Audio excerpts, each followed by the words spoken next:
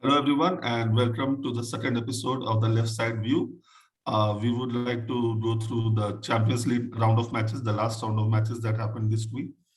But before we start talking about football, our hearts and best wishes go out to all the clubs and all the individuals who are suffering with the COVID pandemic once again. We hear that Tottenham is a club that has severely suffered this all over again, and their match this weekend has been postponed. So, with a heavy heart and best wishes to all those clubs, let's start with the Group A of Champions League. Uh, so, Rahul, PSG won against Bruges and City lost against Leipzig. Your views? Well, yes. So I think PSG needed to win, just to make sure that they qualify, and they did that comprehensively. Even Messi was on the score sheet. Mbappe opened the scoring, and then Leipzig, under a caretaker manager, but they still managed to beat Manchester City, who were already assured of progress, and they were already finished at the top spot, assured of the top spot. So, yeah, it I doesn't think really both were make. true. I think both were true. Both the matches were inconsequential. Yes, yes. So Yes, yes. City and PSG both are true, but yes, it's PSG who have finished second, which means that they can face any of the other group Yeah. winners. Yeah, I mean, the potential opponents that PSG have, that is Munich, Madrid, Manchester United, Ajax, and Liverpool, and just one more team. And all of them are big shots. So whoever City face, it's going to be a huge match next round. But the question that begs to be asked right now, is PSG a better team without Neymar? Actually, an even better question would be: are PSG actually a team? Yeah, I understand. I understand where you're coming from, but given Neymar's absence now, the team has somehow gelled in a little better manner, and the performances have shown that they are better against without Neymar rather. So this is a theory that is doing the rounds these days. Let's see. Let's hope Neymar gets fit as soon as possible, and then we'll see. Then we'll be in a better position to So my be opinion is maybe that compare. my opinion is that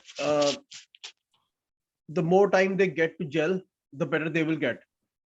So let's say if they don't really get a difficult opponent in the round of 16, then by the time they get further in the competition, they will get better. So let's say if they get a Bayern Munich right away, then the chances are that they will lose. But if they face a team like Bayern, let's say if they reach the semi-final, then I think you will see a much better PSG team than you will see in the round of Okay. 16.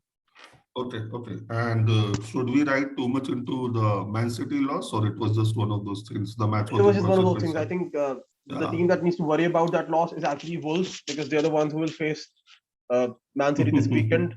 So yeah, they will face Yeah, the Man City side that was beaten and bruised. So let's see. yeah, yeah. Then on to Group B. AC Milan lost at home against Liverpool B team. What do you have to say about that? Man, I was to be honest, I was so shocked. I cannot tell you how shocked I was. This was an AC Milan team that needed to win because if they had won, they would have actually qualified. There was a chance for them to qualify for the next round. But not Mm-hmm. only did they not manage to win or I mean draw, they actually lost that game against, like you said, a Liverpool B team who only had in a way three of the first team's players, Salah, Mane, and Allison. Other than that, it was Allison, mainly yeah. their second team. And I Ah, guess it probably it does come down to the fact that it's uh, Serie A versus Premier League, or maybe the constant pressing that you see in Germany or in England now because of the German managers, versus in a way it does beg the question that Serie A, even though it is so competitive, but it's only competitive on a league level because all the teams play a similar way. Maybe where pressing is not that much of a big deal. So even if uh, Liverpool were playing a B team, but the fact that they're so well drilled in what they do in their pressing, even Liverpool B team managed to beat a team like AC Milan. I mean, AC Milan did not even finish third; they actually finished fourth. But again, let's see what that entails for them when we probably review the league matches. But yes, I do. I would like to add that, in my opinion, now I think they're the favorites for Serie A, because out of the 7 teams that are in Europe or that were in Europe, AC Milan are the only team who are out of Europe completely now. I mean, Inter Milan and Juventus are in Champions League, uh, Roma are in Conference League, Napoli, Atlanta, Lazio are in Europa League. AC Milan are not in any of those competitions, so they only have one match a week now. They can actually just focus on the league. But yeah, that's other than that, I think we have to talk about uh, Atletico Madrid versus Porto. The fact that it was 1-0 and then an Atletico Madrid player was sent off, and then all the players they broke out into a huge drama, a huge fight. Players had to be controlled, and then Wendell, who actually came on pretty late, but was actually sent off within 7 or 8 minutes after coming on. He was also sent off, and initially, I think in the end, I think it finished 3-0 or 3-1 to Atletico Madrid. But then when you take a look at the number of points that they had, Liverpool, 6 matches played, 6 matches won, 18 points. And the second team, Atletico, they have only 7 points. And they still qualified. Yeah, so the competition for the second place was tough, it seems. Porto, Milan, and Atletico Madrid. But then there's another way of putting it. Maybe they were all too good, or they were equally. No, they were equally too bad. I don't think there is any doubts there. They were equally bad. But for Milan, I know it was after a long time they were in the Champions League, and yes, I do understand, and I do totally vouch that it will be easier for them in Serie A now. But this loss must have stunned. They have to feel, bad about it, humiliated about it, because their destiny was in their hands, and the problem was they did not look like scoring.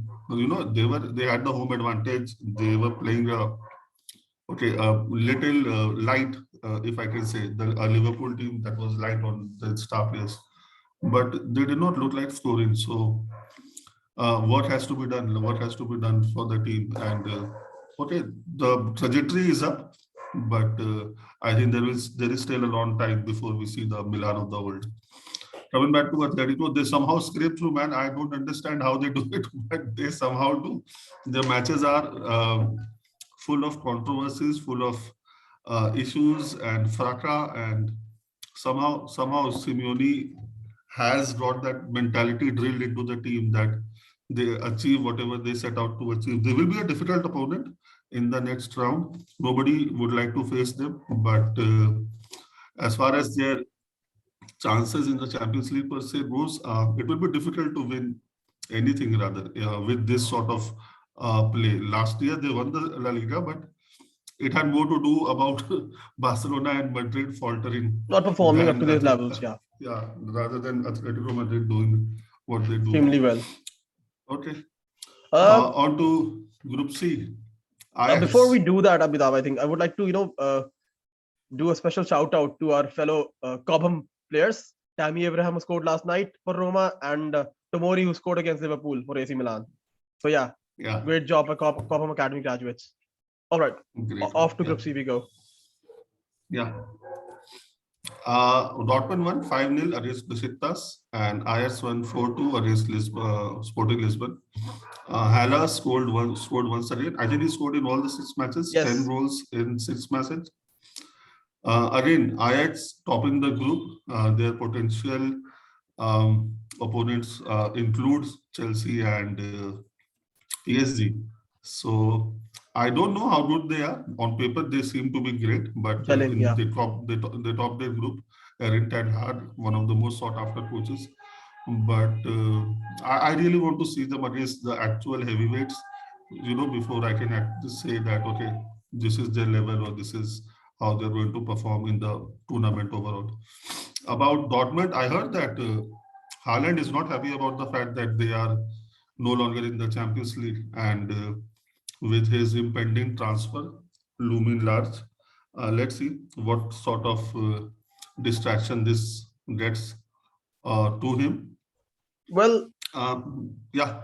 To be honest, he was injured, for most of the matches of the group stage. So obviously, and Dortmund are a different side completely without Haaland, and any team would be, without a player like Haaland, any team would struggle. So yes, the fact that they've actually, and even if they had stayed in the Champions League, I don't really think that they would have won the Champions League. But at least now that they finished third, Yeah, they're actually in Europa League, and I've seen that they actually have a much better chance.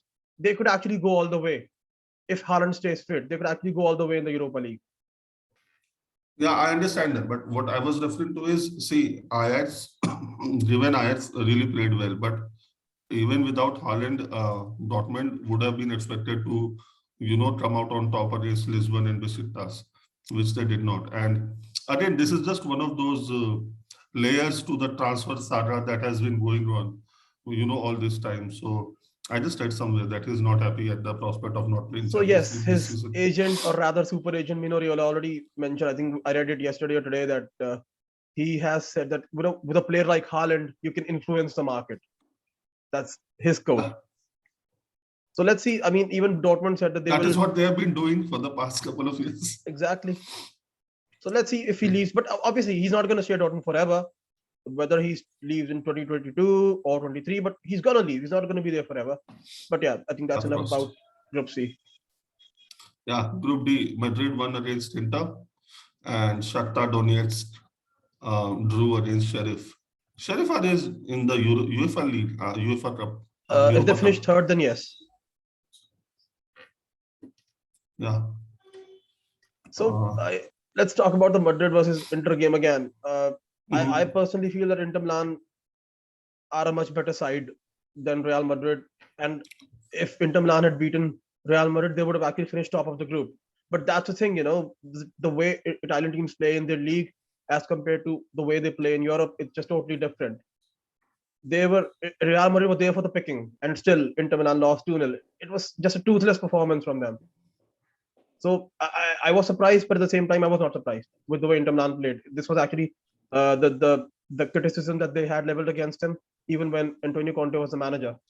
Which is again, I can probably go on a rant here when I talk about Antonio Conte's record in European competitions or cup competitions for that matter. Except the FA Cup that he won with Chelsea in 2018, I don't really think that he has actually managed to win even a single cup competition.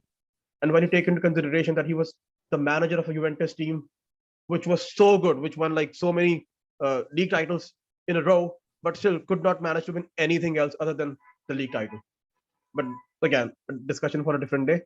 Do you want to talk about it, or you want Yeah, to? yeah.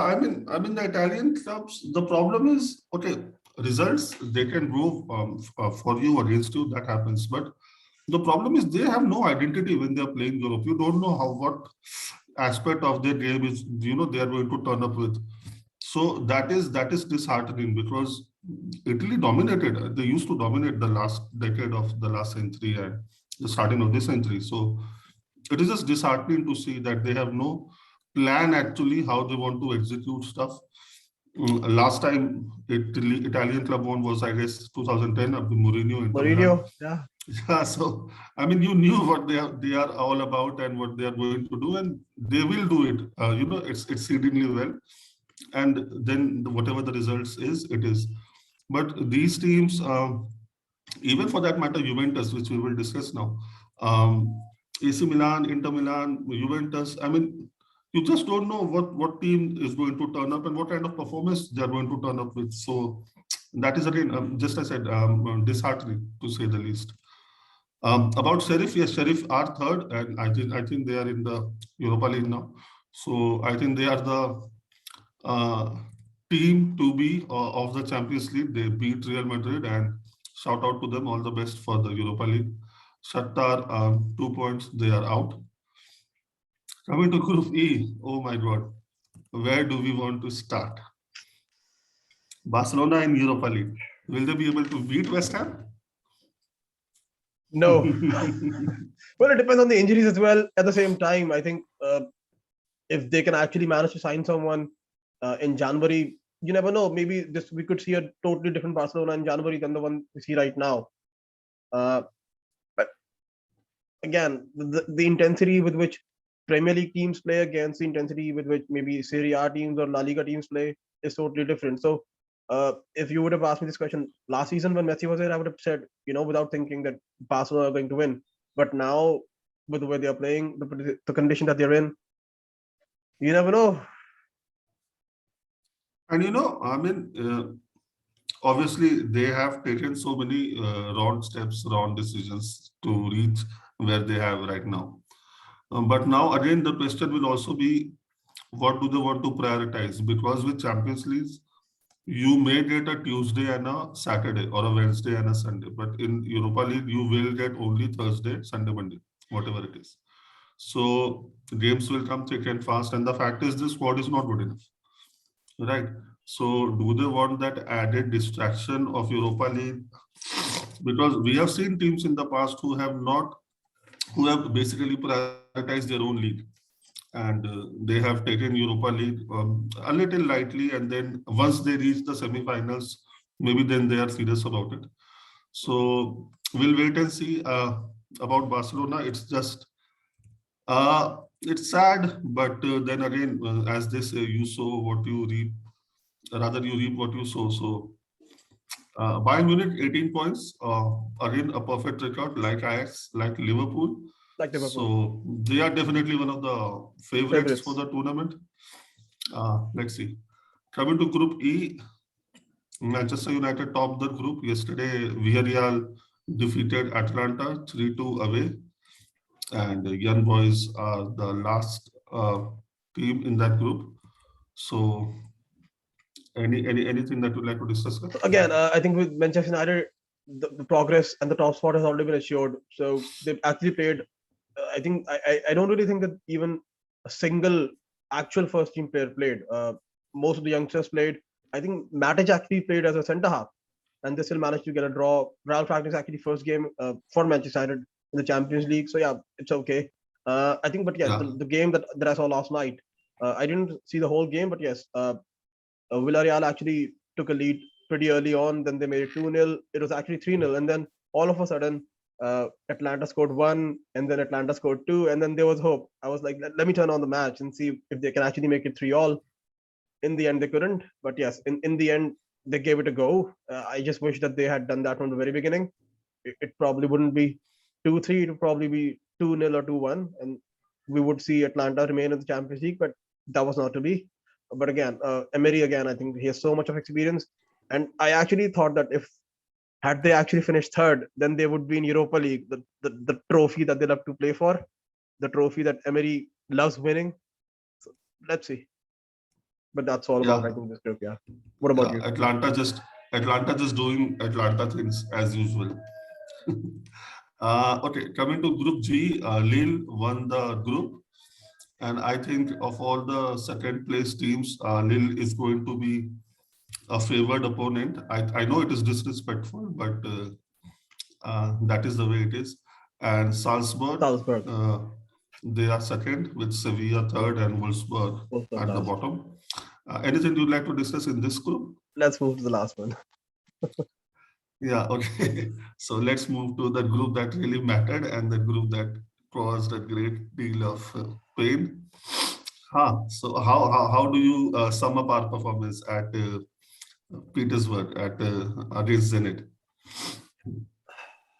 I guess so. I mentioned this to you, in our WhatsApp messages. I think the defense is still the same. It hasn't really changed. Attack, I think it was actually nice to see Werner get 2 goals and 1 assist. Even Lukaku got to score. It's, as we all know, it's actually our midfield, which is not letting us down, but in a way, there are just no midfielders. So you have to adjust, I guess, because Tuchel, I think, mentioned that it was Loftus-Cheek was supposed to start that game, and he pulled out just before I think the match started. He's pulled out in the warm-up. So when you take that into consideration, our top 4 midfielders, Jorginho, Kante, Kovacic, all 3 out already, and then on top of that you have Loftus-Cheek also pulling out. So then we saw, and initially, I think not just me, I think everyone was confused with the formation that we were going to play. Was Saul playing as a wing back? Was Reece James playing as a wing back? Was Callum Hudson-Odoi playing as a wing back or a winger? And then initially, once the match started, we saw Saul at left wing back, even though we have an actual wing back like Reece James available, but still Reece James was playing in the midfield, and Saul was playing as a left wing back, Callum Hudson-Odoi on the right wing back. So again. Yeah. And this is what happens. I mean, this is a team of youngsters right now, and when the experienced people are no longer around, that hesitancy, that panic does creep in. We led the match twice, and as Tuchel said, we changed our behavior once we were leading, which was not very common to see, right? And coming to individual players, Saul as a wing back, the writing is on the wall for him. Unfortunately, I think there's no way out for him from here. And when things go a little wrong, then the opponent starts scoring worldies as well.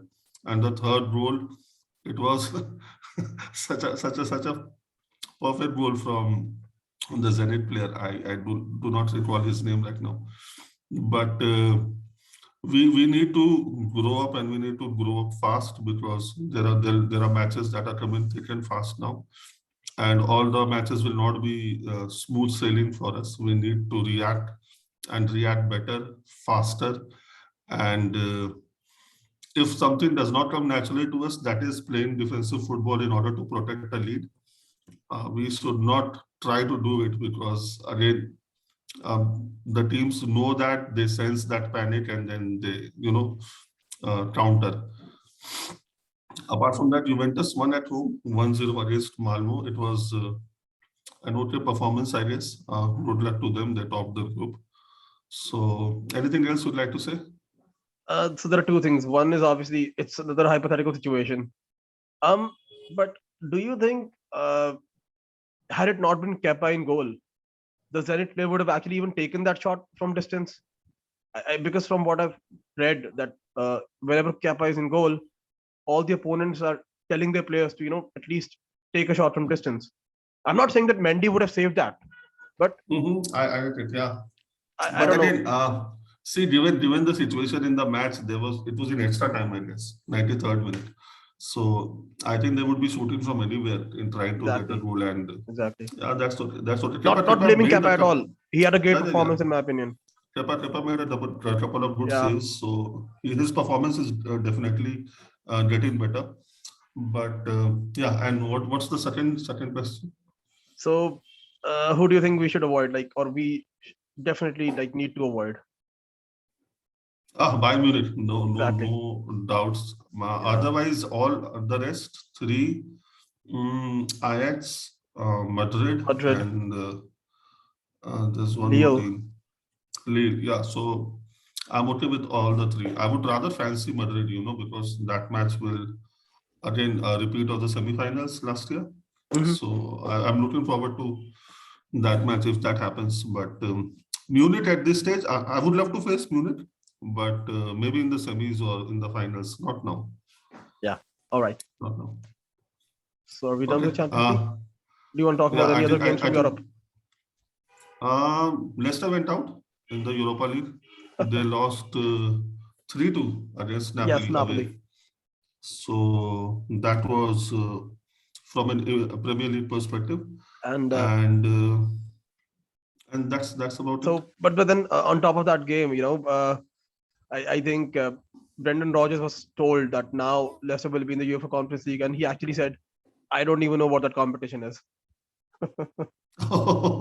You should not be saying that, man. Seriously, if you've just been knocked out of a competition like Europa League, you should not be making fun of Conference League. You know what? But isn't this okay? I mean, this is an entirely different topic, and we might be digressing. But isn't this FIFA's and UEFA's version of the Super League? I mean, how many more matches do they want these players to play? I guess it's just getting all the teams or more and more teams a chance to play in Europe. Yeah, I understand that. That is how they are portraying it. But at the end of the day, I don't know. I mean, yeah, okay, a discussion for another day maybe. Yeah. That's all about the Europe competition for this week, and yeah, we'll be back with our preview for this weekend matches in the next video. Thank you guys. Bye-bye.